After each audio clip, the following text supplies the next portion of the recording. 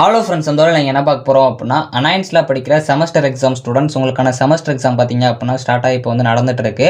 So இன்றைக்கி நடந்த exam question எப்படி வந்திருக்கு அப்படிங்கிற பற்றி பார்க்கலாம் ஃப்ரெண்ட்ஸ். அது மட்டும் இல்லாமல் நாளைக்கு உங்களுக்கு எக்ஸாம் இருந்துச்சு அப்படின்னா கண்டிப்பாக வந்து இதெல்லாம் வந்து மறக்காமல் பண்ண பாருங்கள். ஸோ அதுபோக உங்களுக்கு சின்ன சின்ன டிப்ஸ் அண்ட் ட்ரிக்ஸ்லாம் சொல்கிறேன், அதெல்லாம் ஃபாலோ பண்ணி நல்ல மார்க்ஸ் எடுக்க பாருங்கள். ஸோ அதெல்லாம் என்ன அப்படிங்கிறத இந்த வீடியோவில் பார்க்கலாம்.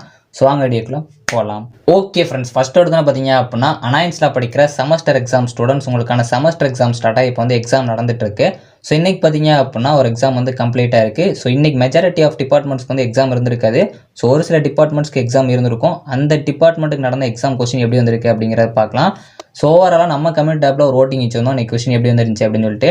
ஸோ மீடியமாக வந்துச்சு அப்படிங்கிற மாதிரி நிறைய பேர் வந்து ஓட் பண்ணியிருக்கீங்க. ஸோ நீங்கள் இன்னும் ஓட் பண்ணல அப்படின்னா நம்ம சேனலில் கமெண்ட் டேப் இருக்கும், அதை கிளிக் பண்ணி ஓட் பண்ணிக்கோங்க. ஸோ நீங்கள் எக்ஸாம் இன்றைக்கி எழுதிருக்கீங்க அப்படின்னா உங்களுக்கு கொஸ்டின் எப்படி இருந்துச்சு அப்படிங்கிற மறக்காமல் கமெண்ட் பண்ணுங்கள்.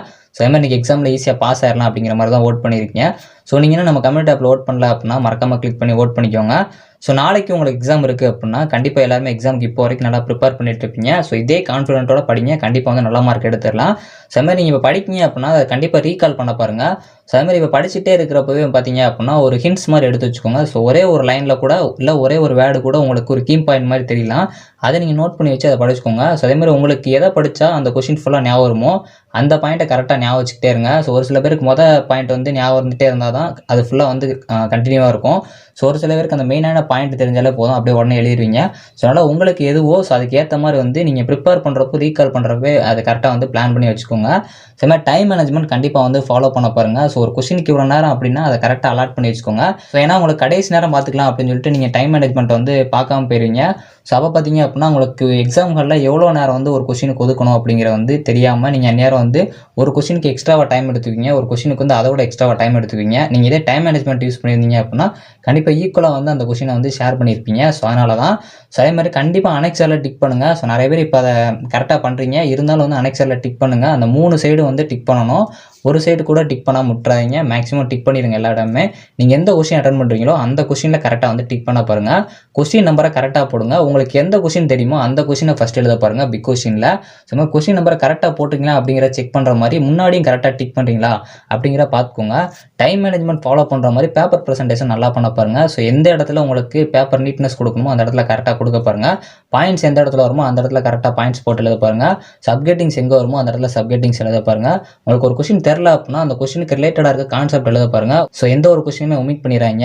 ஸோ எப்பயுமே பார்த்தீங்க அப்படின்னா ஒரு கொஸ்டின் இருக்குது அப்படின்னா அந்த கொஸ்டினை ஃபஸ்ட்டு ரீட் பண்ணுங்கள், ஒரு 4-5 தடவை ரீட் பண்ணுங்கள். ஏன்னா நீங்கள் வந்து ஃபஸ்ட்டு பார்க்குறப்போ ஒரு கொஸ்டின் நீங்கள் பார்த்த மாதிரி இருக்கலாம், திருப்ப நீங்கள் ரீட் பண்ணுறப்போ வேறு மாதிரி இருக்கலாம். ஸோ அதனால் ஒரு 4-5 தடவை ரீட் பண்ணிங்க அப்படின்னா உங்களுக்கே ஒரு அது மைண்ட் செட்டுக்கு வந்துடும் இந்த கொஸ்டின் தான் அப்படின்னு சொல்லிட்டு. ஸோ அதேமாதிரி உங்களுக்கு எந்த கொஸ்டின் ஃபஸ்ட்டு மிஸ்டேக்கே இல்லாமல் எழுதுவீங்களோ அந்த கொஸ்டினை ஃபஸ்ட்டு எழுத பாருங்கள். ஸோ உங்களுக்கு இப்போ ஒரு டிவியில் சேனலை மாற்றணும் அப்படின்னா நீங்கள் உட்காந்த இடத்துல இருந்தே வந்து டேரெக்டாக வந்து சேனலை மாற்றுவீங்க. எஞ்சி போய் அந்த பட்டனை கிளிக் பண்ணி தான் மாற்றணும் அப்படின்னு நீங்கள் வந்து பண்ண மாட்டீங்க. ஏன்னா அது உங்களுக்கு தலையை சுற்றி மூக்க தொடுற மாதிரி.